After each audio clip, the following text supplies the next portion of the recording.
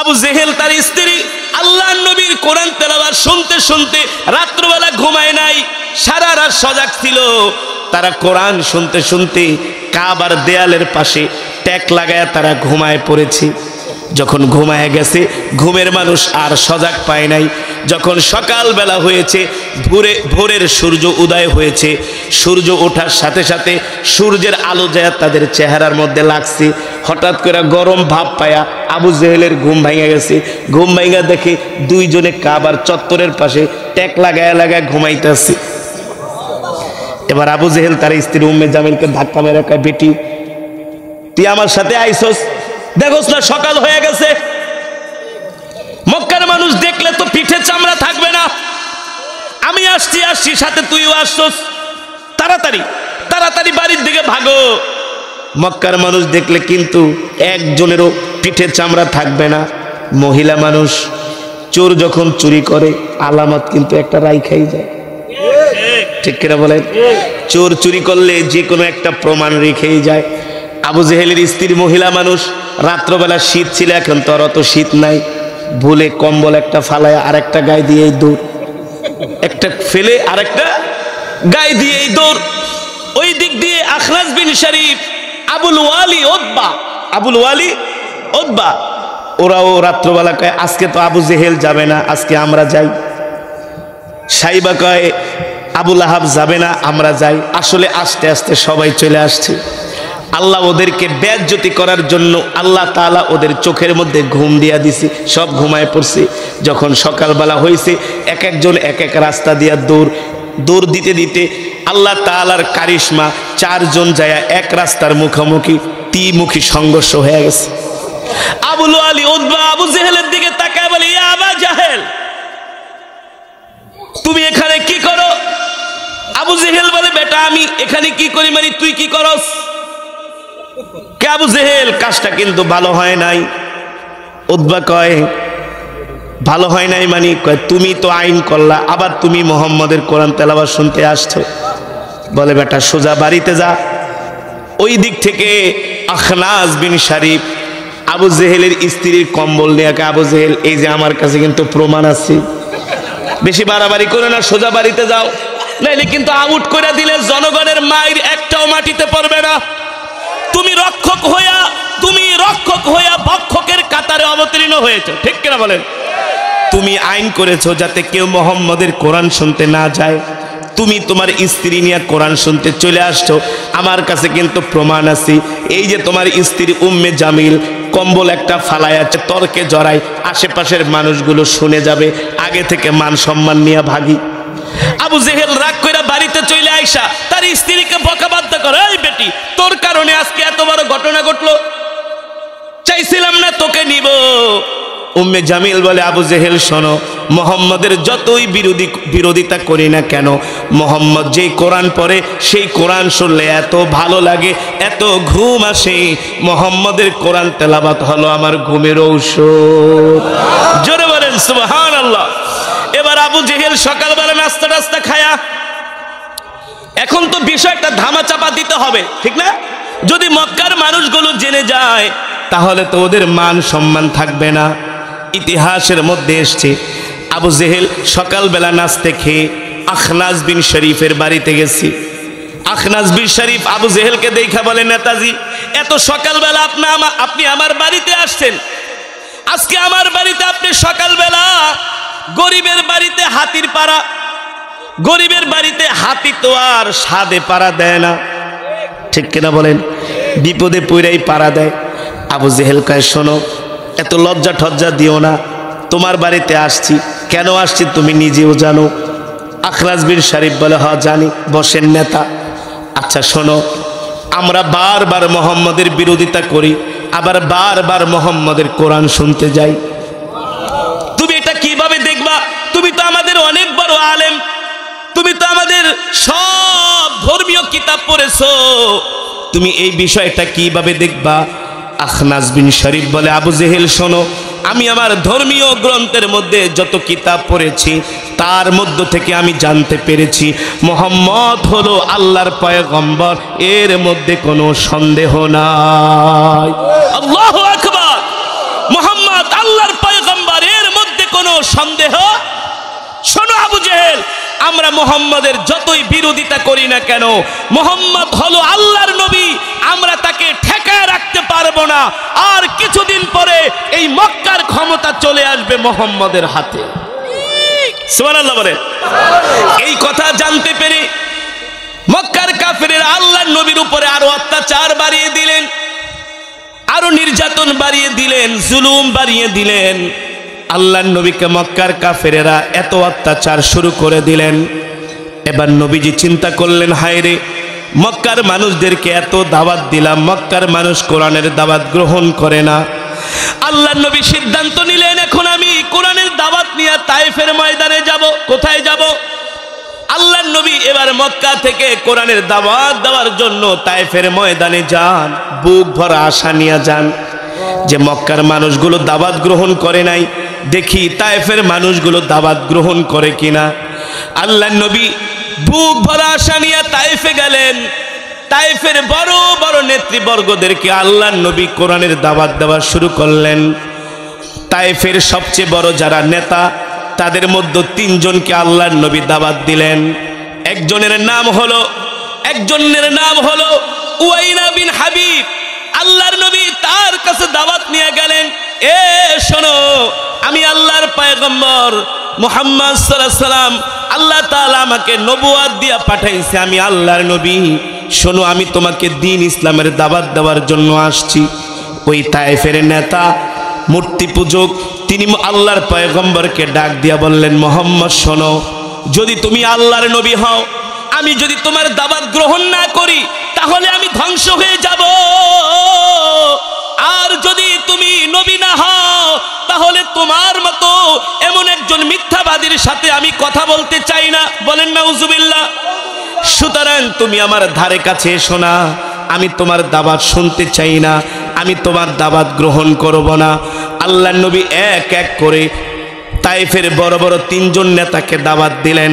তারা তিনজনের কেউ দাওয়াত গ্রহণ করলেন না।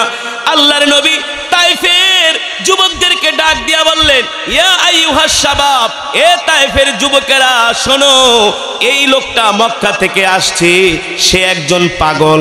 তোমরা তাকে এমন ভাবে পাথর মারবা, এমন ভাবে প্রহার করবা, যাতে করে এই লোক আর কোনোদিন তায়েফে আসার সাহস না পায়।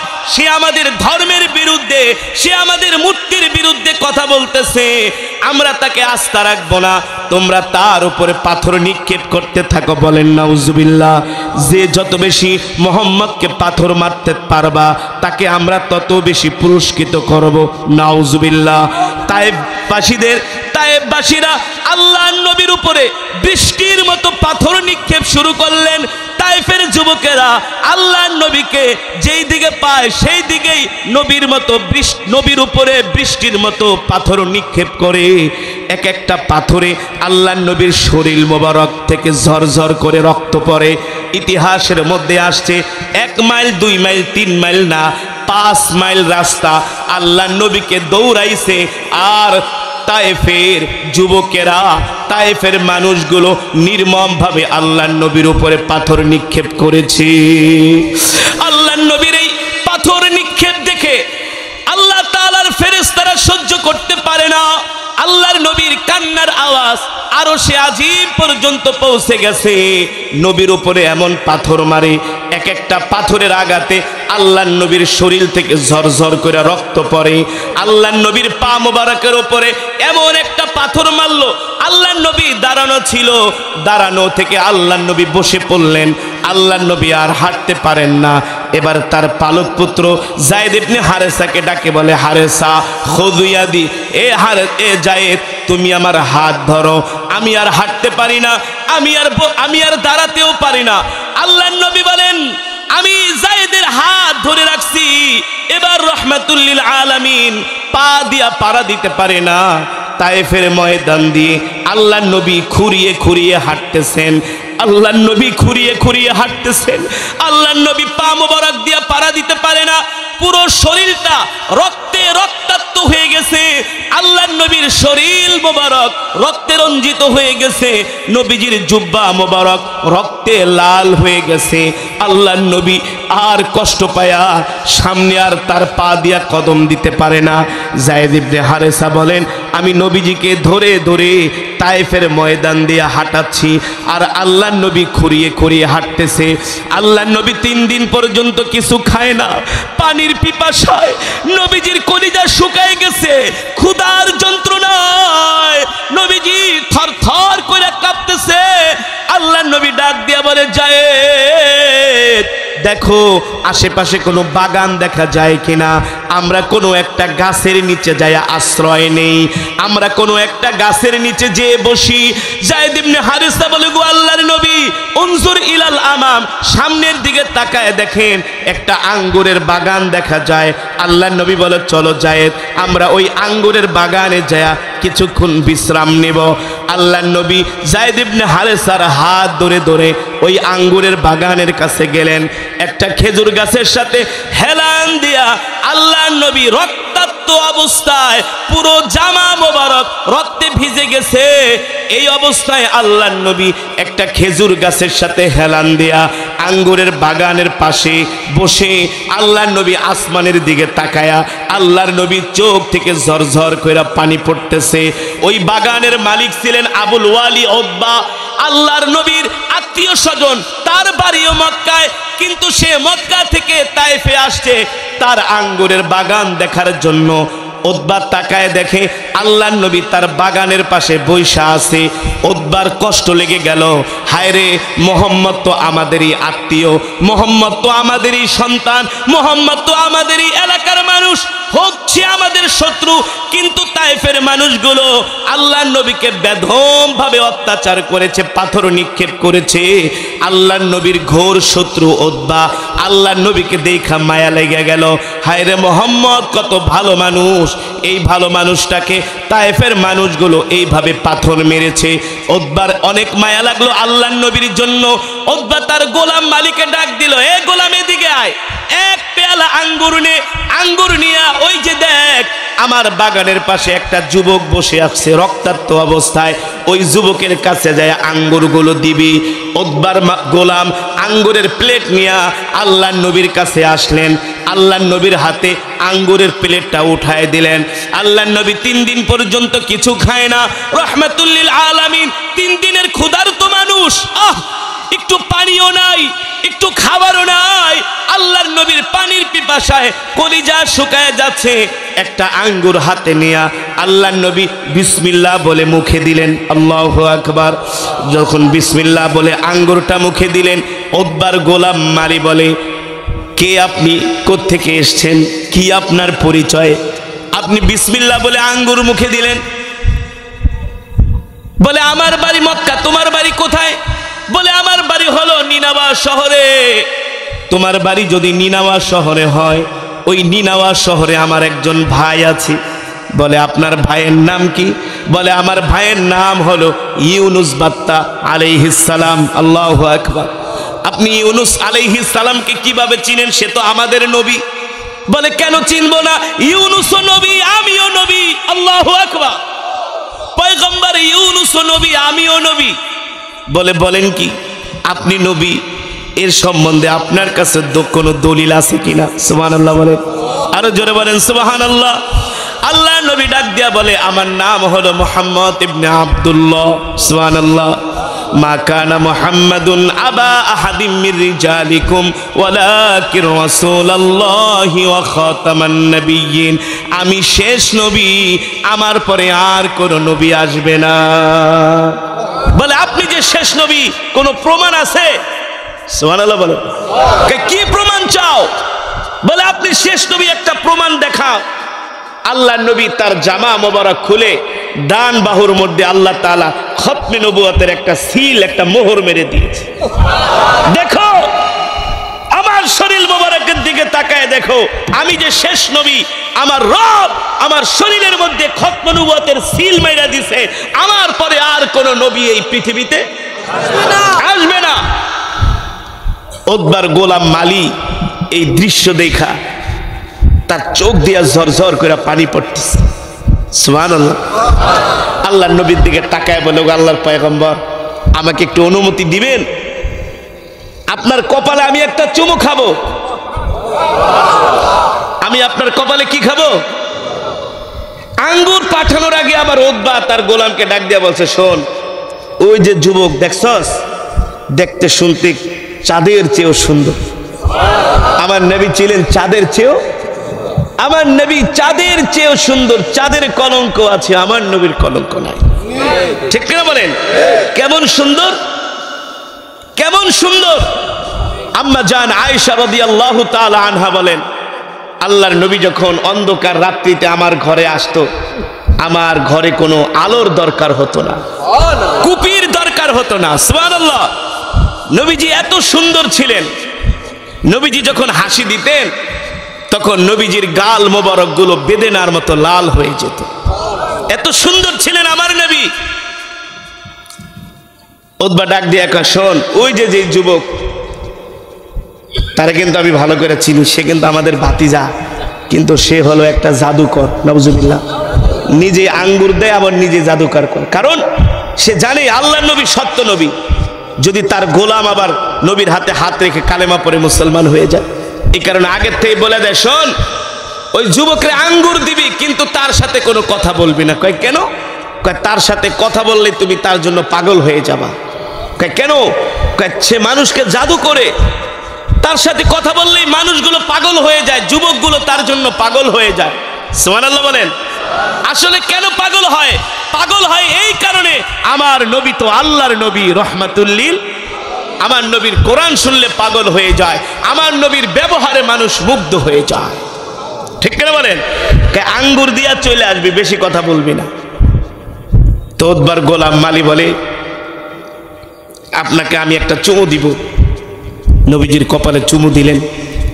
দেওয়ার পরে বলে, শোনেন নবীজি, ওগো আল্লাহর পয়গম্বর, আপনি কি জানেন, আমি আমার ধর্মীয় কিতাবের মধ্যে পড়েছি শেষ জামানায় একজন নবীর আবির্ভাব ঘটবে, যার নাম হবে মুহাম্মদ ইবনে আব্দুল্লাহ, যিনি কালেমার দাওয়াত দেওয়ার জন্য মিন মক্কা ইলা তায়েফ, তিনি মক্কা থেকে তায়েফে আসবেন। মক্কা থেকে তায়েফে আসবেন দ্বীনের দাওয়াত দিতে। আর আমি যেই দিন থেকে আমার ধর্মীয় কিতাবে পড়েছি যে আপনি মক্কা থেকে তায়েফে আসবেন, সেই দিন থেকে আমি তায়েফের এই আঙ্গুরের বাগানে গোলামি করতেছি শুধু আপনাকে পাওয়ার জন্য। জোরে বলেন সুবহানাল্লাহ, আল্লাহু আকবার। আরো জোরে বলেন আল্লাহু আকবার। আল্লাহর নবী বলে, তুমি আমাকে পাওয়ার জন্য আসছো? উতবার গোলাম, কোন কোন বর্ণনায় আসছে তার নাম হলো আকদাস, কোন কোন বর্ণনায় আসছে তার নাম হলো মালি। তিনি চোখের পানি ছেড়ে দিয়া বলে, ওগো আল্লাহর নবী, বিশ্বাস করেন, যুগের পর যুগ, বছরের পর বছর কেবলমাত্র আপনাকে পাওয়ার জন্য আমি বাগানে গোলামি করতেছি। আজকে আমি আমার প্রাণের মানুষকে পেয়ে গিয়েছি। সুবহানাল্লাহ। আজকে আমি আমার প্রাণের নবীকে পেয়ে গিয়েছি।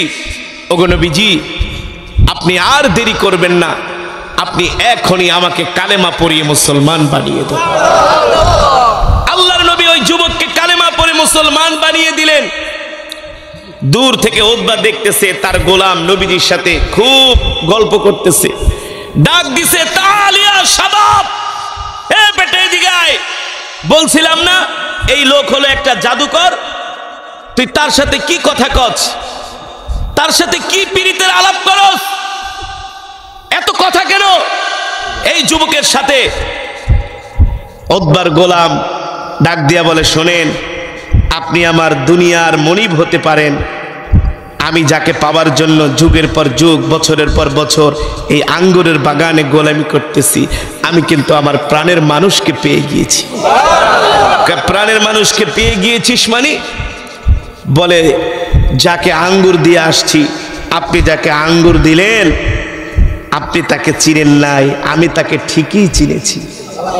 উতবা মনে মনে কে, বেটা আমিও চিনি নাই, আমিও চিনছি, কিন্তু চিনাও না চিনার ভান ধরি। কারণ মোহাম্মদকে যদি আমরা নবী মানি তাহলে আমাদের সব শেষ। ঠিক কিনা বলেন? আমরা ক্ষমতার কারণে, প্রভাবের কারণে আমাদের নেতৃত্ব টিকানোর কারণে আমরা মোহাম্মদকে নবী মানি না। মোহাম্মদ যে নবী বেটা এটা তো আমরা আগেই জানি, তাকে তো আমরা নবী মানি না। নবী মানলে তো আমাদের ক্ষমতা চলে যাবে। এখন তুই কি করছস বল? বলে আমি তো আল্লাহর পয়গম্বর মুহাম্মদ সাল্লাল্লাহু আলাইহি সাল্লামের হাতে হাত রেখে কালিমা পড়ে মুসলমান হয়ে গিয়েছি। জোরে বলেন সুবহানাল্লাহ। এবার উতবা মক্কায় আসছে। মক্কায় আইসা কয়, আবু জেহেল মুহাম্মদের জন্য কোথাও শান্তি নেই। মক্কায় আমরা তাকে দমাইতে পারি না, সে গেছে তায়েফে, সেই জায়গায় যাওয়া সে মুসলমান বানায় ফেলাইছে। জোরে বলেন সুবহানাল্লাহ। মুসলমান। এবার আবু জেহেল, উতবা, শাইবা, আবু লাহাবরা মিটিং এ বসলেন। শোনো, মুহাম্মদকে চূড়ান্ত পর্যায়ে মক্কা থেকে খেদায় দিতে হবে, কোনোভাবেই মুহাম্মদকে মক্কায় রাখা যাবে না। আল্লাহ নবীর উপরে তারা চূড়ান্ত পর্যায়ে নির্যাতন শুরু করে দিল। আল্লাহ নবীকে ঘর থেকে বের হতে দেয় না, রাস্তায় বের হতে দেয় না, সাহাবীদেরকে যেখানে পায় সেখানেই তারা অত্যাচার করে। আল্লাহ তাআলা ওহী পাঠায় দিলেন, জিবরাইলকে পাঠায় দিলেন, ও জিবরাইল আমার হাবিবকে যে বলে দাও, ওগো আল্লাহর নবী আপনি আর কিছুদিনের মধ্যেই মক্কা থেকে হিজরত করে মদিনায় চলে যাবেন, আপনি আর মক্কায় থাকবেন না, মক্কা আপনার জন্য এখন নিরাপদ না। আল্লাহর নবী এই কথা শোনার পরে নবীজির চোখ দিয়ে ঝরঝর করে পানি পড়তেছে, কারণ মক্কা হলো নবীজির শৈশব কেটেছে, কৈশোর কেটেছে। মক্কা হলো নবীজির বাবার ঘর, বাবার দেশ, ঠিক কিনা বলেন? মক্কা হলো নবীজির মায়ের দেশ, মক্কা হলো নবীজির জন্মভূমি। এই মক্কা ছেড়ে নবীজি যাবে, এই কষ্ট আল্লাহর নবী সইতে পারে না। সবচেয়ে বড় কথা হল পানি পড়তেছে। আল্লাহ তাআলা তার হাবিবকে ডাক দিয়া বলে, হাবিব আপনি কষ্ট পাবেন না, আপনি যে মক্কা থেকে মদিনায় যাবেন, আমি আর কিছুদিনের মধ্যেই আপনাকে এই মক্কায় আমি বীরের ভেষে মক্কায় আনবো, আর মক্কার শাসন ক্ষমতা আপনার হাতে তুলে দিব। আপনি যাদের কারণে মক্কা ছাড়তেছেন, যারা আপনার উপর অত্যাচার করতেছে, সেই দিন আর বেশি দূরে নয়, এই সমস্ত কাফেরগুলো আপনার ভয়ে তারা ঘরের মধ্যে তালা লাগায়া বসে থাকে। আপনি হবেন মক্কার শাসক। কিছু পেতে হলে কিছু দিতে হয়, একটু কষ্ট করেন, আর কিছুদিন পরে আপনি মক্কার শাসক হবেন, আপনি হবেন মক্কার প্রেসিডেন্ট। সুবহানাল্লাহ বলেন। আল্লাহর নবী সাইয়েদনা আবু বকরকে ডাক দিলেন, আবু বকর যে কোনো সময় আমরা মক্কা থেকে মদিনায় হিজরত করতে পারি, আপনি তৈয়ার থাকবেন। সাইয়েদনা আবু বকর বলেন, আমি আল্লাহর নবীর জন্য এমন ভাবে ইন্তজার করতাম, অপেক্ষা করতাম, কোনদিন আল্লাহর নবীর আদেশ শুনে সাইয়েদনা আবু বকর বিছানার সাথে পিঠ লাগায় না, দরজার সাথে টেক লাগায় দাঁড়ায় থাকতেন, দরজার সাথে টেক লাগিয়ে দাঁড়ায় থাকতেন। সুবহে সাদিকের সময় আল্লাহ তাআলা নির্দেশ দিলেন, জিবরাইল আসেন, আল্লাহর নবী আপনি এখন মক্কার মদিনার দিকে যাত্রা শুরু করেন। আল্লাহর নবী সাইয়েদনা আবু বকরের ঘরের দরজায় যায় নক করলেন, ইফতাহিল বাব ইয়া আবু বকর। আবু বকর দরজা খোলেন, এক নকেই আবু বকর দরজা খুলে ফেলেছে। আল্লাহর নবী ডাক দিয়ে বলে, আবু বকর এক নকেই দরজা খুলে ফেললেন, আপনি কি রাত্রবেলা ঘুমান নাই?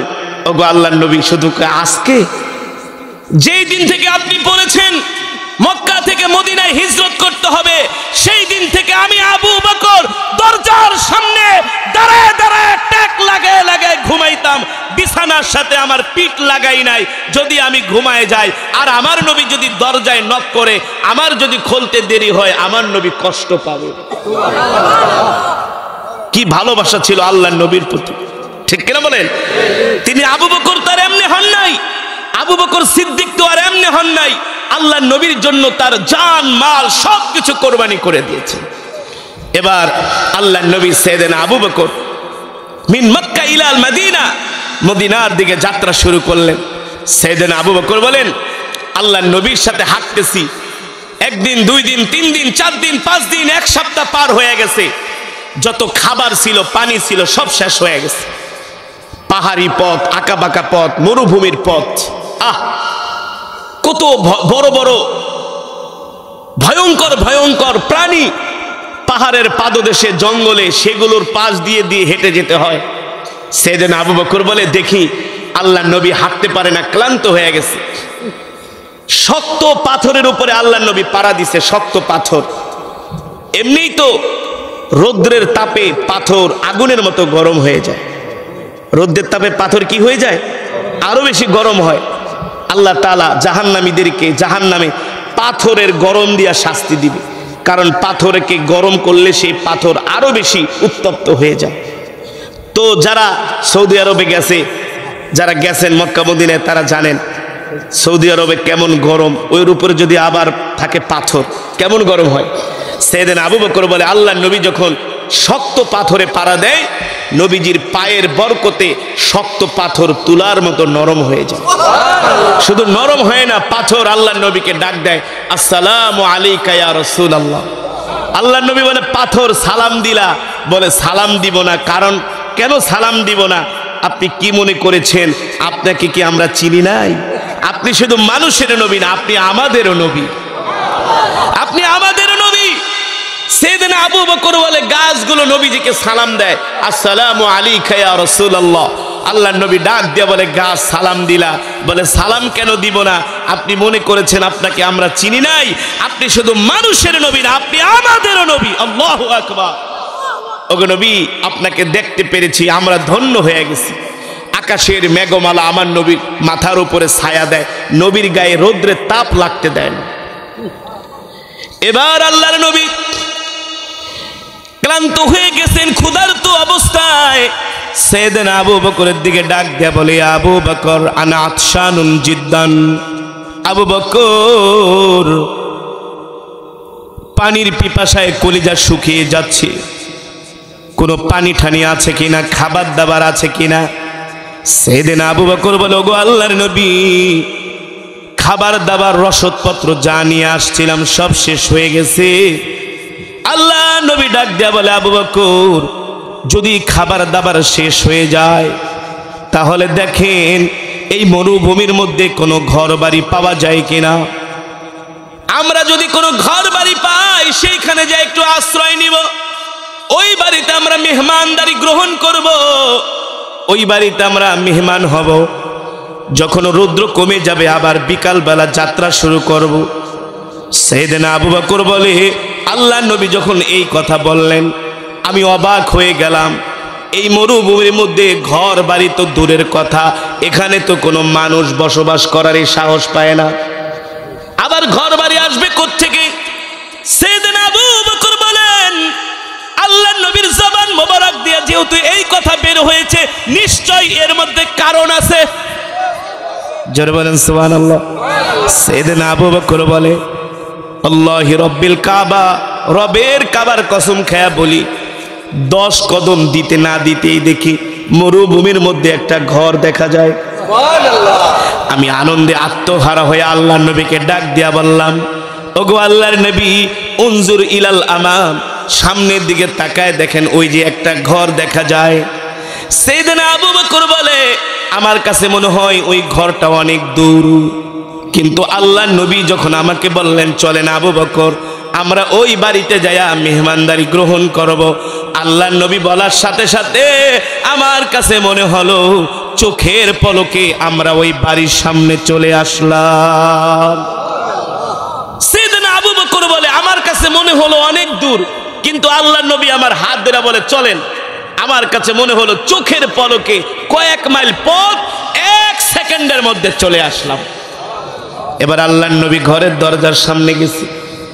সাইয়েদনা আবু বকর বলে, ওগো নবীজি, ঘরের দরজা তো ভিতর থেকে লাগানো, জীর্ণ শীর্ণ একটা ঘর, জীর্ণ শীর্ণ একটা ভাঙ্গা কুঠুরি, দেখলেই বোঝা যায় এই বাড়ির মানুষগুলো অনেক দরিদ্র, অনেক গরিব।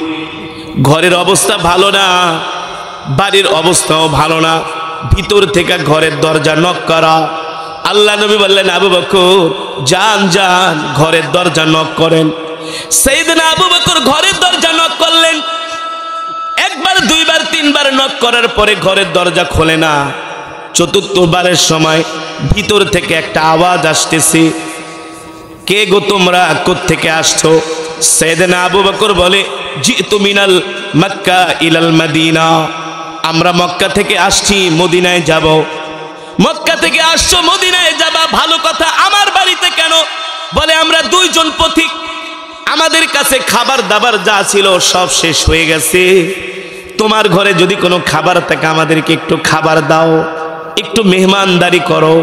প্রচন্ড রৌদ্রের তাপ, আমাদের ক্ষুধায় ক্লান্ত হয়ে গেছে, পানির পিপাসায় কলিজা শুকায় গেছে, তোমাদের ঘরে কোনো খাবার থাকলে আমাদেরকে একটু মেহমানদারি করো। ঘর থেকে আওয়াজ আসে, শোনো পথিক, হয়তোবা তুমি আমাদেরকে চিনো না, আমাদের পরিচয় জানো না। আনা ফাকিরুন জিদ্দান, আমি একেবারে গরিব মানুষ, দরিদ্র মানুষ, আমার ঘরে কোনো খাবার নাই। সেদিন আবু বকর বলে খাবার না থাকলে একটু পানি দাও, বলে পানিও নাই। আনা ফাকিরুন জিদ্দান, আমাকে লজ্জা দিবা না, আমাকে লজ্জা দিবা না, আমরা গরিব মানুষ, আমার স্বামী বকরি চড়ানোর জন্য মাঠে গেছি, আসার সময় কূপ থেকে পানি নিয়ে আসবে, ওই পানি আমি পান করব, আর আমার স্বামী আসার পরে বকরি থেকে দুধ দহন করবে, ওই দুধ খেয়ে আমরা আমাদের জীবন যাপন করি। সেদিন আবু বকর ওই মহিলার কথা শুনে তিনি অবাক হয়ে গেলেন, এত গরিব মানুষ, ঘরে কোনো খাবারও নাই, কিছুও নাই। এবার আল্লাহর নবী রহমাতুল্লিল আলামিন দেখেন ওই বাড়ির সামনে একটা বকরি বাঁধা। কি বাঁধা? বকরি বাঁধা। আল্লাহর নবী বলে, আবু বকর, তার ঘরের সামনে দেখতেছে একটা বকরি বাঁধা, আপনি অনুমতি নেন, এই বকরি থেকে আমরা একটু দুধ দহন করে দুইজনে পান করে পানির পিপাসাটা নিবারণ করি, কলিজাটা ঠান্ডা করি। সেদিন আবু বকর বলে, বোন, তোমার ঘরের সামনে যে বকরিটা বাঁধা আছে, তুমি যদি অনুমতি দাও, আমরা তোমার বকরি থেকে দুধ দহন করে আমরা দুইজনে পান করি। ঘর থেকে ওই মহিলা আওয়াজ দেয়। সিরাত ইবনে কাসিরের মধ্যে আসছে, আল বিদায়া ওয়ান নিহায়ার মধ্যে আসছে, ওই বাড়ির মালিক যিনি, তার নাম হলো আবু মাবাদ, আর ওই যে ঘরে যে মহিলা, তার নাম হলো উম্মে মাবাদ। তারা দুইজনেই হলো মূর্তি পূজক, দুইজনের কেউ মুসলমান না, দুইজনেই অমুসলিম, তারা কেউ ইসলাম ধর্ম গ্রহণ করে নাই এখন পর্যন্ত। আল্লাহর নবী ডাক দিয়া বলে, আবু বকর, আপনি শুধু উম্মে মাবাদ থেকে অনুমতি নেন, যদি অনুমতি দেয় আমরা দুধ দহন করে দুইজনে পান করি। সেদিন আবু বকর বলে, বোন, কিছু মনে করবেন না, আপনার ঘরে যেহেতু পানিও নাই, খাবারও নাই, আপনার ঘরে দরজার সামনে একটা বকরি বাঁধা আছে, দেখতেছি এই বকরিটা দুধ দেয়, তার স্তনও আছে, তার মানে আপনি যদি অনুমতি দেন আমরা দুধ দহন করে দুইজনে পান করি। ভিতর থেকে উম্মে মাবাদ বলে, শোনো ভাই, হয়তোবা আপনি জানেন না, আমার ঘরের সামনে যে বকরিটা বাঁধা, এই বকরিটা হলো একটা অসুস্থ বকরি, প্রতিবন্ধী, হাঁটতে পারে না, দুধ দিবে কোত্থেকে? আল্লাহর নবী মুস্কি হাসি দিয়া বলে, আবু বকর, আপনি শুধু উম্মে মাবাদের থেকে অনুমতি আনেন, দুধ দহন করার দায়িত্ব আমার। আর জোরে বলেন সুবহানাল্লাহ, আরো মহব্বতের সাথে বলেন আল্লাহু আকবার। সাইয়েদনা আবু বকর দ্বিতীয়বার বললেন, বোন, আপনি শুধু অনুমতি দেন, দুধ দহন করার দায়িত্ব আমার।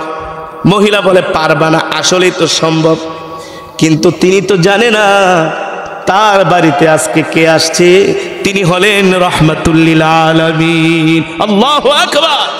তিনি হলেন রহমাতুল্লিল আলামিন, যিনি বরকতের নবী, দয়ার নবী, মায়ের নবী। আল্লাহু আকবার। উম্মে মাবাদ তো জানে না তার বাড়িতে আজকে কে আসছে। একবার, দুইবার, তিনবার বলার পরে উম্মে মাবাদ বলে, দুধ দেয় না। পথিক, বিশ্বাস করো না আমার কথা, দুধ দেয় না, অসুস্থ বকরি। আল্লাহ নবী ফিস ফিস করে বলে, আবু বকর, আপনি শুধু অনুমতি আনেন। এবার আবু বকর বলে, বোন, তুমি শুধু অনুমতি দাও, দুধ দহন করার দায়িত্ব আমাদের। মহিলা মানুষ রাগ কইরা বলে, ঠিক আছে, পারলে যাও, তোমরা দুধ দোয়া দুইজনে পান করো। আল্লাহ নবী বলে, আবু বকর, দুধ যে দোয়াইবো, দুধ রাখবো কোথায়? কিছু তো লাগবে না। সেদিন আবু বকর বলে, বোন, কিছু না মনে করলে একটা পাত্র দাও দুধ নেওয়ার জন্য। উম্মে মাবাদ ঘর থেকে একটা ছোট্ট পাত্র দিছে। আল্লাহ নবী দেখা মুস্কি হাসি দিয়া বলে, আবু বকর, বলেন, এত ছোট পাত্রে হবে না? ওই মহিলা আবার রাগ করছে, কয়, মিয়া, বুঝলাম না, বলতেছি অসুস্থ বকরির দুধ দেয় না, আবার চাও বড় পাত্র। আল্লাহ নবী বলে আবু বকর বড় পাত্র আনেন। উম্মে মাবাদের মনে একটু কৌতূহল হলো, কে আসছে আমার বাড়িতে একটু দেখি তো। তিনি ঘরের দরজার ফাঁকা দিয়া তাকায়া আল্লাহ নবীর চেহারা দেখা উম্মে মাবাদ মনে মনে বলে, আল্লাহর কসম কইরা বলি, আল্লাহি রাব্বিল কাবা, রবের কাবার কসম খায়া বলি, আমি যেই দিন আমার চোখ দিয়া আল্লাহর পয়গম্বর মুহাম্মদ সাল্লাল্লাহু আলাইহি সাল্লামকে দেখলাম, আমার কাছে মনে হলো কোনো মানুষ না, আমার বাড়িতে পূর্ণিমার চাঁদ উদিত হয়েছে। উম্মে মাবাদ বলে, আল্লাহর পয়গম্বর মুহাম্মদ চাঁদের চেয়েও সুন্দর। উম্মে মাবাদ বলে, আমি মুহাম্মদ ইবনে আব্দুল্লাহর দিকে যতই তাকাই ততই আমি অবাক হই। সুবহানাল্লাহ। নবীজির হাতগুলো এত সুন্দর, নবীজির চুলগুলো এত সুন্দর। সুবহানাল্লাহ। আল্লাহ নবীর সৌন্দর্যের বর্ণনা, নবীজির গালগুলো এত সুন্দর, নবীজির ললাট এত সুন্দর, নবীজির বডি ফিটনেস এত সুন্দর। উম্মে মাবাদ বলে, আমি যখন যুবক মুহাম্মদের দিকে তাকাইছিলাম, দেখি তার চুলগুলো বাতাসে মনে হয় দুলতেছে। আল্লাহু আকবার। আমি তার চেহারা দেখে, আমি তার গলার কণ্ঠ শুনে এতটা বিস্ময় হয়ে গেলাম। এত সুন্দর চেহারার মানুষ, এত সুন্দর কণ্ঠের মানুষ আমি আজ পর্যন্ত আমার জীবনে কোনোদিন দেখি নাই। এবার উম্মে মাবাদ মনে মনে কয়, শুধু বকরির দুধ দোয়ায় না পারলে বকরির জবাই করে খাইয়া ফেলাও, আমার কোনো আফসোস নাই। জোরে বলেন সুবহানাল্লাহ। আল্লাহর নবীর চেহারা দেখা পাগল হয়ে গেছে। এই কারণেই তো আম্মা জান আয়েশা রাদিয়াল্লাহু তাআলা আনহা বলেন, মিশরের রমণীরা পয়গম্বর ইউসুফের চেহারা দেখা, মিশরের রমণীরা আপেল কাটতে যে আঙ্গুল কেটে ফেলেছে, যদি তারা আমার স্বামী মুহাম্মদ সাল্লাল্লাহু আলাইহি সাল্লামের চেহারা দেখতো, শুধু আপেল কাটতো না, আঙ্গুল কাটতো না, কলিজা কেটে ফেলতো, তারপরেও আমার স্বামী মুহাম্মদ সাল্লাল্লাহু আলাইহি সাল্লামের চেহারা থেকে নজর ফিরাতে পারতো না। এত সুন্দর ছিলেন আমার নবী। এবার উম্মে মাবাদ বলে, আমি যুবক মুহাম্মদকে তাকায় তাকায় দেখতেছি, আমার কাছে মনে হয় এই মোহাম্মদ না জানি আমার কত হাজার বছরের পরিচিত। যতই দেখি ততই মায়া লাগে। এবার আল্লাহ নবীর ওই পাত্রটা নিয়ে অসুস্থ বকরির সামনে গেলেন। অসুস্থ বকরির সামনে যাওয়ার সাথে সাথে অসুস্থ বকরি সুস্থ হয়ে গেছে। জোরে কোন সুবহানাল্লাহ। আমার নবী এমন বরকতের নবী, শুধু অসুস্থ বকরি না, আমার নবী সেই 1450 বছর আগে চাচা আবু তালিবের সাথে মক্কা থেকে ব্যবসার জন্য তিনি সিরিয়ার রাজধানী দামেস্কে যাচ্ছেন। কোথায়? সিরিয়ার রাজধানী দামেস্কে যাচ্ছেন। জর্দান সীমান্তবর্তী এলাকায় পৌঁছানোর পরে নবীজি একটু অসুস্থ হয়ে গেলেন। চাচা আবু তালিব ভাবলেন ভাতিজাকে কোনো একটা জায়গায় একটু বিশ্রাম করানো দরকার, কিন্তু মরুভূমি, কোনো জায়গায় তো বাড়ি ঘর নাই, গাছপালা নাই, কোথায় বসবে? দেখে একটা মৃত গাছ, গাছের ডালগুলো উলিতে খেয়ে ফেলেছে, টান দিলেই ভেঙে যাবে, এমন একটা মৃত গাছের নিচে যে আল্লাহ নবীকে নিয়ে চাচা আবু তালিব বসলেন। আল্লাহ নবী বসতে দেরি, মৃত গাছ সাথে সাথে জীবিত হয়ে গেছে। শুধু জীবিত হয় নাই, এমন ভাবে ডালপালা গজিয়ে গিয়েছে, নবীজির চতুর্পাশে ডালপালা দিয়া নবীজিকে।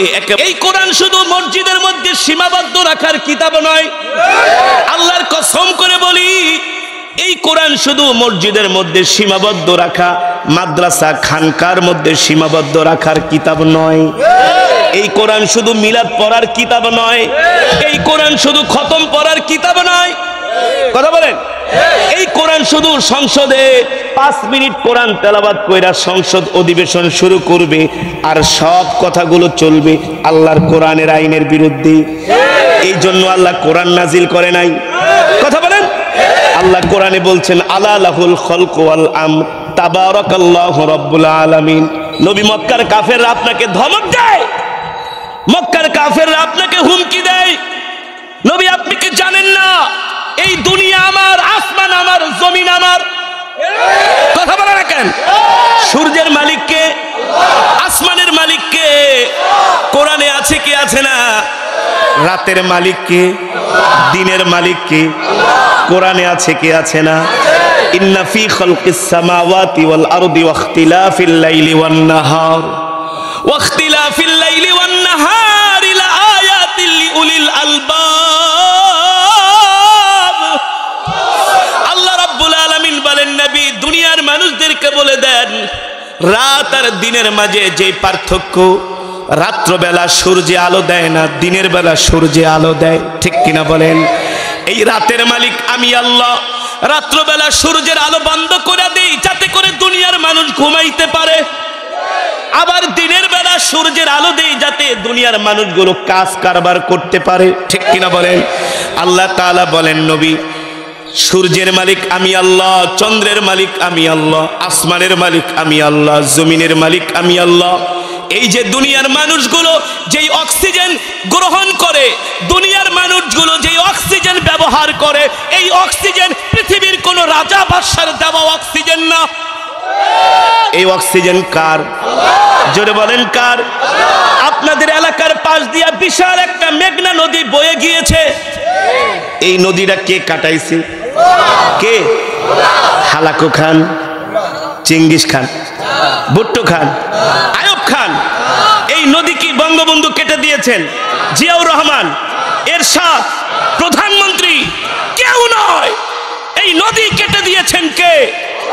কোরআনে আছে কি আছে না? জোরে বলুন। কোরআনে নাই? ওয়াহুয়াল্লাযী সাখখারাল বাহরা লিতাকুলু মিনহা লাহমান তারিয়া। এই যে বিশাল মেঘনা নদী, বিশাল মেঘনা নদী, সন্ধ্যার সময় জেলেরা জাল নিয়ে এই নদীতে যায় মাছ ধরার জন্য, না? বিশাল বিশাল বোয়াল মাছ ধরে, পাঙ্গাস ধরে, আইর মাছ ধরে, নাকি? এক একটা মাছ 10,000 15,000 টাকা বিক্রি করে। এই যে মাছগুলো খাচ্ছ, এই মাছগুলো কে ছেড়ে দিয়েছে? তোমরা নাকি তোমাদের রাষ্ট্রপ্রধান নাকি তোমাদের বংশের মানুষ? কে? কোরআনে আছে কি আছে না? বাহরুন মানে নদী, বাহরুন মানে কি? ওয়া হুয়াল্লাযী সাখখারাল বাহরা লিতাকুলু মিনহা লাহমান তারিয়া। আল্লাহ রাব্বুল আলামিন বলেন, নবী আমি বিশাল নদী আমার বান্দার জন্য আমার কুদরতে কেটে দিয়েছি। শুধু আমি আল্লাহ নদী কেটে শেষ করে দেই নাই, এই নদীর মধ্যে আমি আল্লাহ আমার বান্দার জন্য বিভিন্ন প্রজাতির মাছের ব্যবস্থা করেছি। লাহমান তরিয়া, তো তাজা তাজা মাছ, তাজা তাজা। তোমার যদি বোয়াল মাছ ভালো না লাগে তুমি আইর মাছ খাও, আইর মাছ ভালো না লাগলে পাঙ্গাস খাও, পাঙ্গাস ভালো না লাগলে চিংড়ি খাও। এই যে শীতের দিন দামি দামি শোল মাছ কিনা ফুলকপি আর ধনিয়া দেয়া টমেটো দিয়ে রান্না করে খাও। এই মাছগুলা তোমার কোন দাদায় ছাইরা দিছে? এই ধনিয়া পাতাগুলা তোমার কোন দাদায় মাটির নিচ থেকে উঠাইছে? জোরে বলেন, জোরে বলেন। কোরআনে আছে কি আছে না? আল্লাহ তাআলা বলেন, নবী আবু জেহেলরা আমার নিয়ামত খায় আমার বিধানের বিরুদ্ধে কথা বলে, আপনি আবু জেহেলদেরকে ভয় করবেন না। ওয়ালা ইয়াখশাউনা আহাদান ইল্লাল্লাহ, ওয়ালা ইয়াখশাউনা আহাদান ইল্লাল্লাহ। আল্লাহু আকবার। আপনি আল্লাহ ছাড়া কাউকে ভয় করবেন না। এই কারণেই আল্লাহর নবী আবু জেহেলদেরকে ডাক দিয়ে বলছেন, আবু জেহেলরা শুনে রাখো, আমি আল্লাহর পয়গম্বর মুহাম্মদ সাল্লাল্লাহু আলাইহি সাল্লাম বলতেছি, আজ থেকে আসমান যার আইন চলবে তার, জমিন যার বিধান চলবে তার। এই আবু জেহেল, আল্লাহর জমিনে তোমার কোনো মাতবরি চলবে না, তোমার মাতবরি খতম হয়ে গেছে, ঠিক কিনা বলেন? আজ থেকে দ্বীন ইসলাম জিন্দা হয়েছে। সুবহানাল্লাহ বলেন।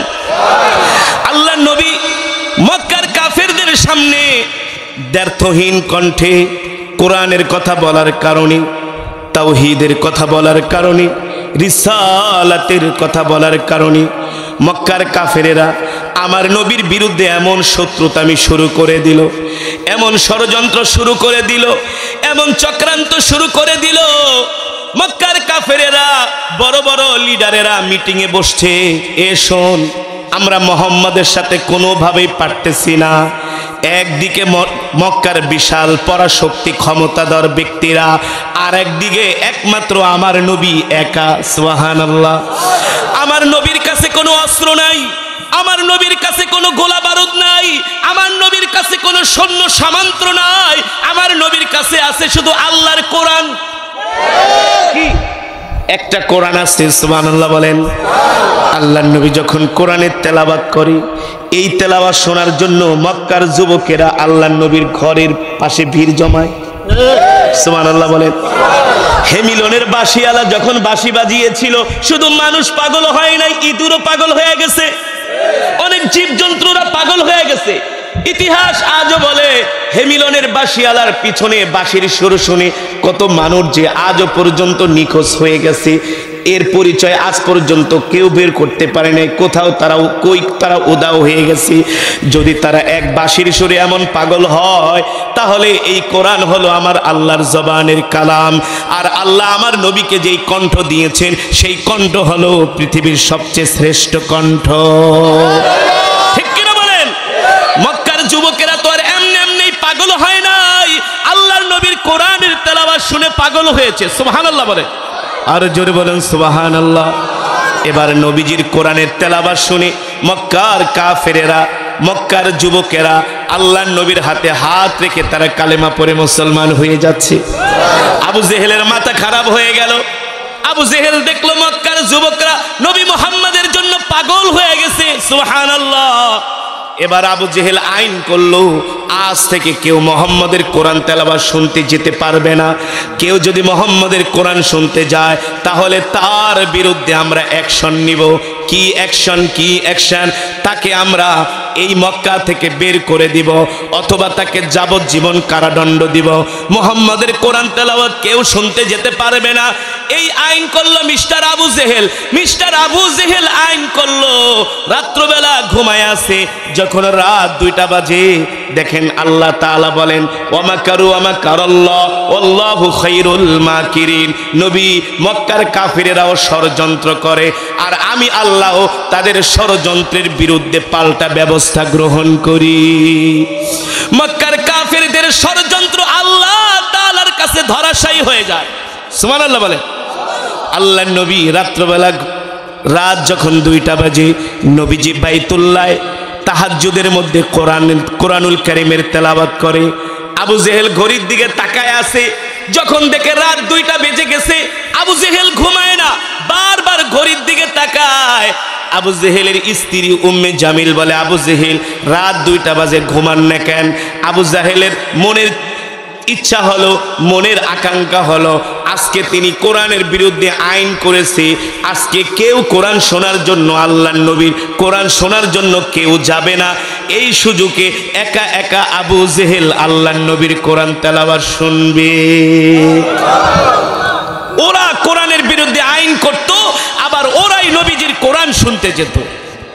সুবহানাল্লাহ বলেন। আবু জেহেল নিজে আইন করছে, এই মুহাম্মাদের কোরআন শুনতে কেউ যাবা না। আবু জেহেল রাত 2টা বাজে ঘড়ির দিকে তাকায় আছে যে ভাতিজা মুহাম্মদ তো এখন বাইতুল্লাহ কোরআন পড়বে তাহাজ্জুদের মধ্যে, এখন তো আমি একা একা যায় শুনবো, কারণ আজকে আর কেউ যাবে না, এই সুযোগটা আমি একা কাজে লাগাবো, একা কাজে লাগাবো। আবু জেহেলের স্ত্রী উম্মে জামিল খুব ডেয়ারিং মহিলা ছিল, খুব ডেয়ারিং মহিলা। আবু জেহেলের স্ত্রী উম্মে জামিলকে, আবু জেহেল ঘুমান না কেন? কয়, বেটি ঘুমাই না, ঘুমামু, এটা তোর কাছে বলতে হবে, তোর সমস্যা কি? রাত 2টা বাজে আপনি ঘুমান না, এদিক সেদিক নড়াচড়া করেন। কয়, তুই ঘুমা। কয়, কেন কেন আপনি ঘুমাবেন না কেন? কয়, আমার কাজ আছে। কয়, রাত 2টা বাজে আবার মানুষের কি কাজ থাকে? কয়, তোমার কাছে বলতে হবে। আবু জেহেলের চিন্তা হলো, স্ত্রী কোনো রকম ঘুমায় গেলে এই ফাঁকে আবু জেহেল একা আল্লাহর নবীর কোরআন শুনতে চলে যাবে, আল্লাহর নবীর কোরআন শুনতে চলে যাবে। তো এত চেষ্টা করে আবু জেহেলের স্ত্রী উম্মে জামিল ঘুমায় না। উম্মে জামিল ও মহিলা চালাক মানুষ, সে না ঘুমায়া ঘুমের ভান ধরছে, না ঘুমিয়ে ঘুমের ভান ধরছে। আর আবু জেহেল তাকায় দেখে উম্মে জামিল ঘুমাইতেছে। ইতিহাসের মধ্যে এসছে আবু জেহেল দুইটা কম্বল মুড়ি দিয়া হাতে একটা কুপি নিয়া ঘরের দরজা খোলার জন্য গেছে। যখন ঘরের নখ টান মারছে, ঠাস করে একটা আওয়াজ হয়েছে। আওয়াজের সাথে সাথে আবু জেহেলের স্ত্রী উম্মে জামিল ঘুম থেকে জেগে গেছে। ঘুম থেকে জেগে ডাক দিছে, আবু জেহেল। আবু জেহেলের স্ত্রী উম্মে জামিল বলে, আবু জেহেল রাত গভীরে কোথায় যাও? আবু জেহেল কা বেটি, কই যাবো না যাবো, তোর কাছে কই তুইব? আবু জেহেলের স্ত্রী কয়, শোনো, তোমাকে কিন্তু আমি হারে হারে চিনি, তুমি কিন্তু মানুষ অত সুবিধার না, তুমি অত মানুষ। এই রাত গভীরে তুমি আবার কার ঘরে ঢুকে যাইবা? নাউজুবিল্লাহ। আবু জেহেল জিব্বায় কামড় দিয়া কয়, না না, ভালো কামে যাচ্ছি, তুমি আমাকে মাইন্ড করো না। তা ভালো কামে যাইতেছো, কই যাইতেছো বলো? কিন্তু আবু জেহেল যে নবীজির কোরআন তেলাওয়াত শুনতে যাবে, এই কথা কি আবু জেহেল বলতে পারে? জোরে বলুন, পারে? পারে না। এই কথা আবু জেহেল বললে তোর পিঠের চামড়া থাকবে না। কিন্তু কোরআন আল্লাহর এমন এক কিতাব, এই কোরআনের তেলাওয়াত শুধু মুসলমানের কাছেই ভালো লাগে না, অমুসলিমদের কাছেও ভালো লাগে। ঠিক কিনা বলেন? এই কোরআন এমন এক কিতাব। এবারের কাতার যে বিশ্বকাপ আয়োজন করেছিল, এই কাতারের বিশ্বকাপে কোরআন তেলাওয়াত শুনে কাতারের ওয়েবসাইট লিখেছে 1000-এর উপরে কাফের তারা মুসলমান হয়ে গেছে, খ্রিস্টানরা মুসলমান হয়ে গেছে। আল্লাহু আকবার। আরে কোরআন তো আল্লাহর কিতাব, এই কোরআনের তেলাওয়াত শুনলে পাথরের মতো হৃদয়টাও মোমের মতো, ঠিক কিনা বলেন, মোমের মতো গলে যায়। আবু জেহেল মনে মনে কয়, যাইতাছি তো ভালো কামে, কারণ কোরআন শোনার চেয়ে তো আর ভালো কাজ নাই। কিন্তু স্ত্রীর কাছে যদি বলে, আর মহিলা মানুষের কথা বেশি পেটে থাকে না, যে কোনো সময় লিক আউট হয়ে যেতে পারে। বেচারা পড়ে গেছে বড় সমস্যায়। উম্মে জামিলের হাত দিয়ে রাখা, শোনো, ভালো কামে যাইতাছি, মাইন্ড ঠাইন করো না। কেন না, তুমি না বললে আমি তোমাকে ছাড়বো না। তুমি এত রাত্রেবেলা ঘরেতে বের হয়ে যাবা আমার অনুমতি ছাড়া, আমি তোমাকে ছাড়বো না। আবু জেহেল বেচারা ঘড়ির দিকে তাকায় আর দেখে টাইম শেষ। আস্তে আস্তে করে রাত বেড়ে যাচ্ছে, আল্লাহর নবীর তাহাজ্জুদের সময়ও শেষ হয়ে যাচ্ছে। আবু জেহেলকে এখন না গেলে তো সমস্যা। মুসলমান আবু জেহেল তার স্ত্রীর হাত ধরে বলে, শোনো, কারো কাছে বলো না, আজকে আইন করেছি, দারুন নাদওয়ার বৈঠকে আজকে আমাদের আইন হয়েছে, কেউ যাতে মুহাম্মাদের কোরআন তেলাওয়াত শুনতে না যায়। কিন্তু আমি তো মুহাম্মাদের কোরআন তেলাওয়াত না শুনলে রাত্রবেলা ঘুমাইতে পারি না। আবু জেহেলের স্ত্রী উম্মে জামিল কয়, আবু জেহেল, তুমিও যেমন ঘুমাইতে পারো না, আমিও মুহাম্মাদের কোরআন তেলাওয়াত না শুনলে আমারও ঘুম আসে না। আবু জেহেল বলে, তুমি মহিলা মানুষ, তোমার যাওয়ার দরকার নেই, তুমি ঘরে থাকো। উম্মে জামিল বলে, আবু জেহেল, যদি যাও তাহলে আমিও যাব, তুমিও যাবা, আর যদি না যাই তাহলে একজনও যাব না, পড়ছেন বিপদে। আবু জেহেল বলে, শোনো, তুমি আমাকে ক্ষমা করো, আমি তোমাকে নিতে পারবো না, যদি ধরা খায়া যায় তাহলে ইজ্জত মান সম্মান সব যাবে, ঠিক কিনা বলেন? উম্মে জামিল বলে, আবু জেহেল, আমি তোমাকে একা যেতে দিব না। আবু জেহেল বলে, ঠিক আছে, যদি একা না যেতে দাও তাহলে তুমি আমার সাথে চলো, তবে শর্ত হলো কম্বল দিয়া ভালো করে তোমার হাত মুখ চোখ সব ঢাকো, যাতে তোমাকে কেউ চিনতে না পারে। ওরা কোরআনের বিরুদ্ধে ষড়যন্ত্র করে, আল্লাহ তাদেরকে কিভাবে বেইজ্জতি করে দেখেন। পৃথিবীর ইতিহাসে যারা কোরআনের বিরুদ্ধে অবস্থান নিয়েছে, আল্লাহ তাদেরকে ধ্বংস করে দিয়েছে, ঠিক কিনা বলেন? আবু জেহেল তার স্ত্রী উম্মে জামিলকে বলে, শোনো, কম্বল দিয়া তুমি তোমার মাথা ঢাকো, চোখ ঢাকো, হাত পা ঢাকো, যাতে তোমার চেহারা কেউ দেখতে না পারে, তাহলে তোমার মান সম্মান চলে যাবে। ইতিহাসের মধ্যে এসছে, আবু জেহেল আর তার স্ত্রী এবার কম্বল মুড়ু দিয়ে রাত 3টা বাজে ঘর থেকে বের হয়ে গেছে আল্লাহর নবীর জবানে কোরআন শোনার জন্য। আল্লাহর নবী বাইতুল্লাহ কোরআন পড়ে, কাবার চত্বরে তাহাজ্জুদের মধ্যে কোরআন পড়ে।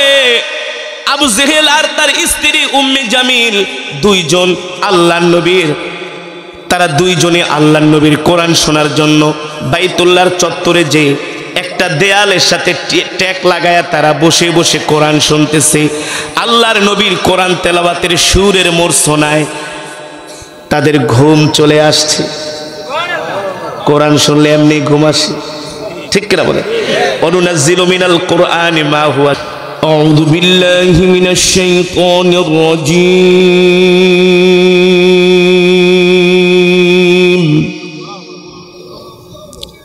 ইকো ঠিক।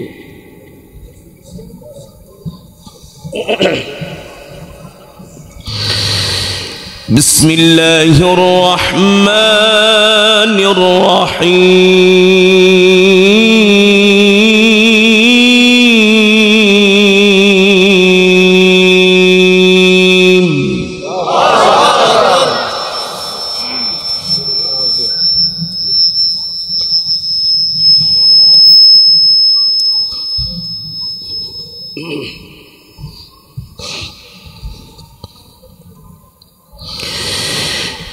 يا أيها الإنسان ما غرك بربك الكريم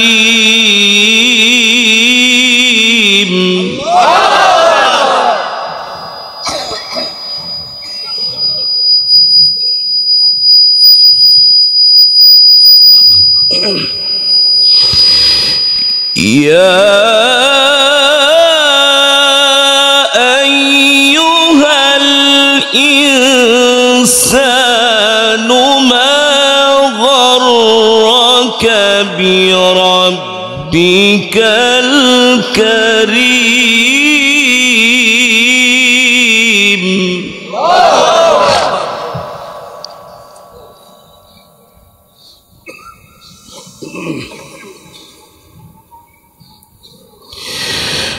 الذي خلقك فسواك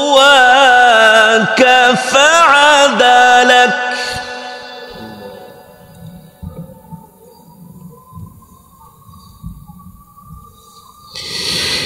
في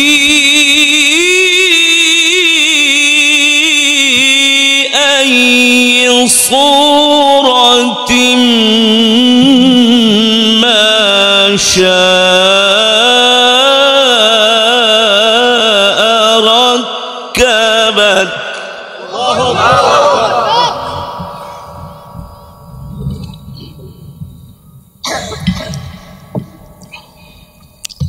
ইকো বোঝেন না, ইকো কি আপনারা জীবনে জানেন না। সাউন্ড এত নেই, আরো সাউন্ড বাড়ান, আর ওই বক্স ঘুরাই দেন, ওইটা ঘুরাই দেন, এদিক ঘুরান। আপনার মনিটর কই? মনিটর ছাড়া কি কেউ সাউন্ড সিস্টেম আনে? দুটো মনিটর থাকবে না স্টেজে, কই মনিটর? কোথায় মনিটর আনেন না কেন? বক্স এটা ঘোরান, আরো ঘোরান, এই এটা ঘোরান আমার দিকে। সাউন্ড দেন, ইকো বাড়ান, ঢেলে দেন। এই সাউন্ডে হবে নাকি? অন্তরে টানে দিন, একটা পপ পপ শুরু করছে। বিসমিল্লাহ।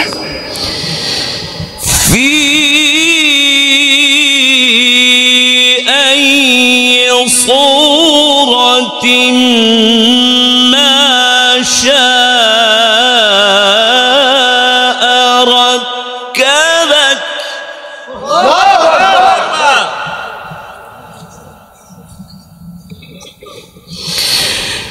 كلا بل تكذبون بالدين وإن عليكم لحافظين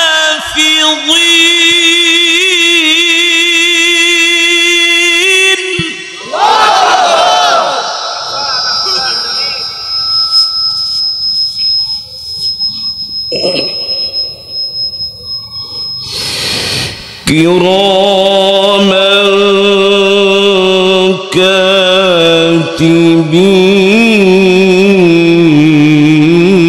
كاتبين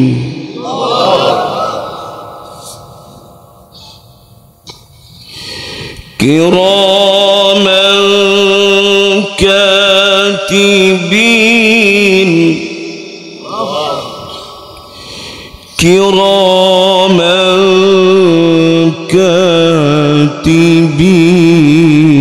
كاتبين كلا بل تكذبون بالدين وإن عليكم لحافظين كراما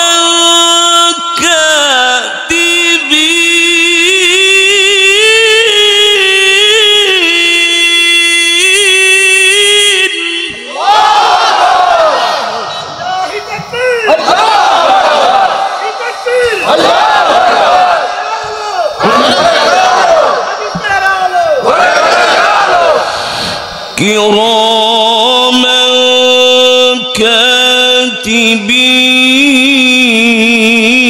كاتبين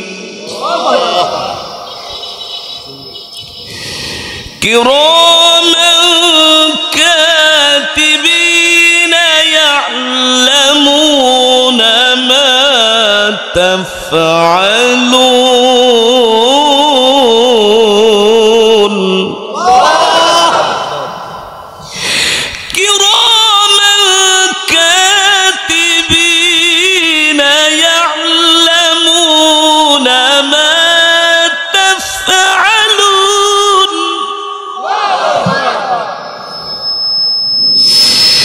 كراما كاتبين يعلمون ما تفعلون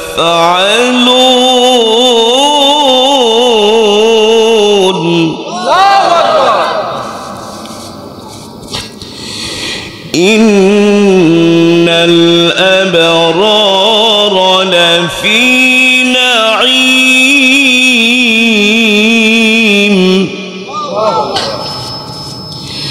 وإن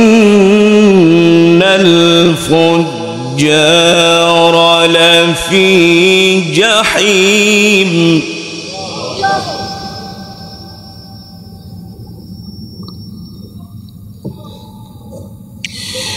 إن الأبرار لفي نعيم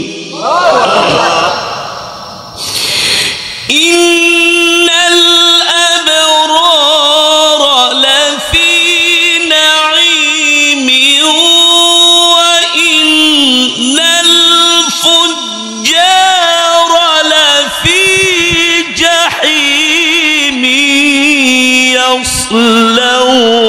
يصلونها يوم الدين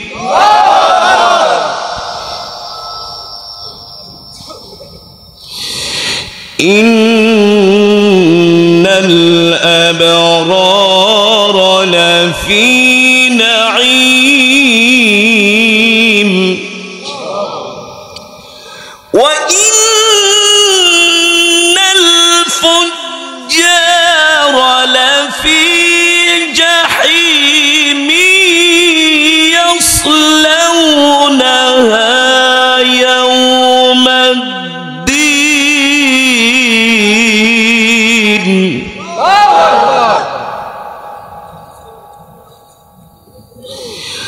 وما هم عنها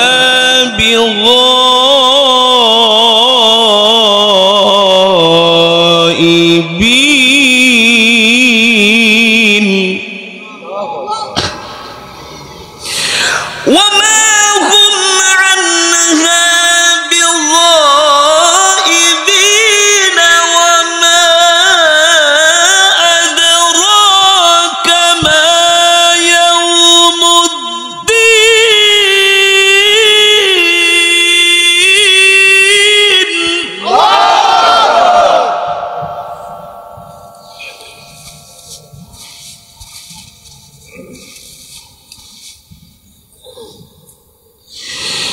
وما ما يوم الدين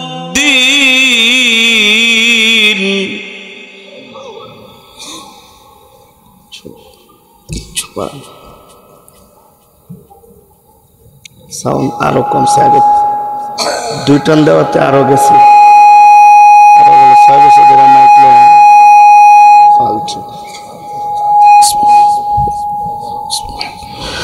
وما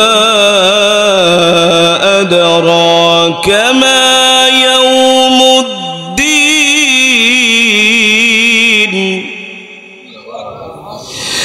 ثم ما أدراك ما يوم الدين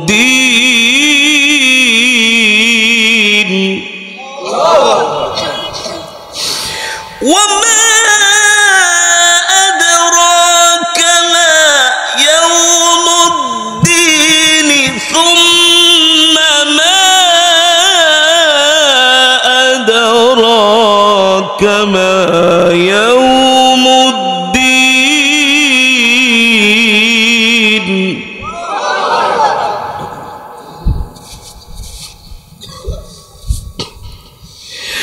يوم لا تملك نفس لنفس شيئا والأمر يومئذ لله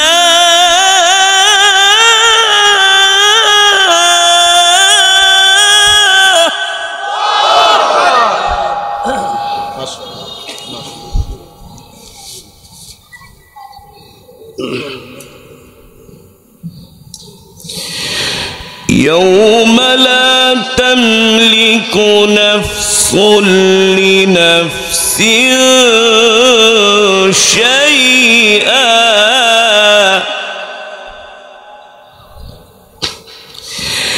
يوم لا تملك نفس لنفس شيئا والأمر يومئذ لله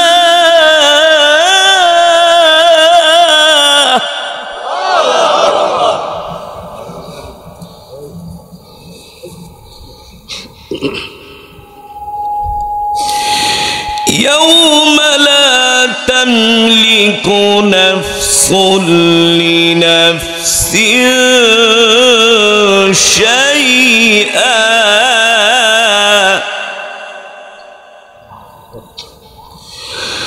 والأمر يومئذ لله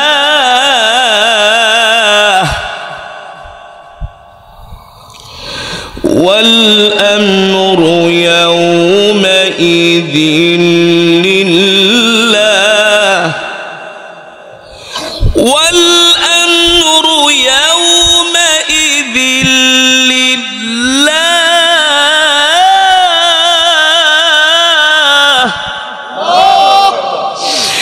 يوم لا تملك نفس لنفس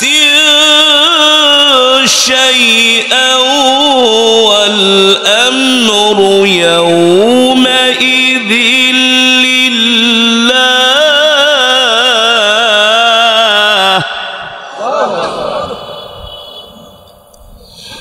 يوم لا تملك نفس لنفس شيئا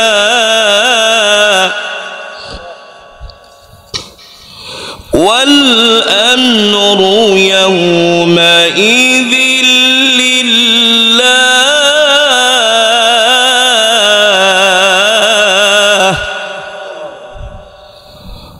والأمر يومئذ لله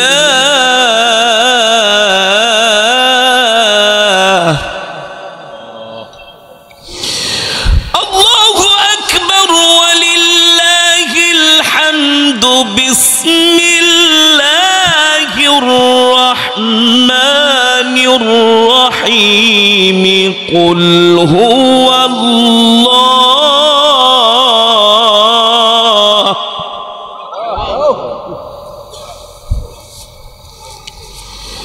بسم الله الرحمن الرحيم قل هو الله أحد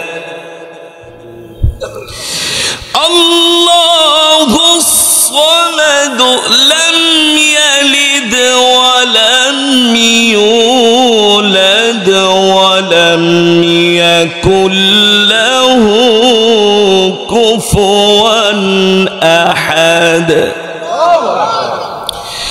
بسم الله الرحمن الرحيم.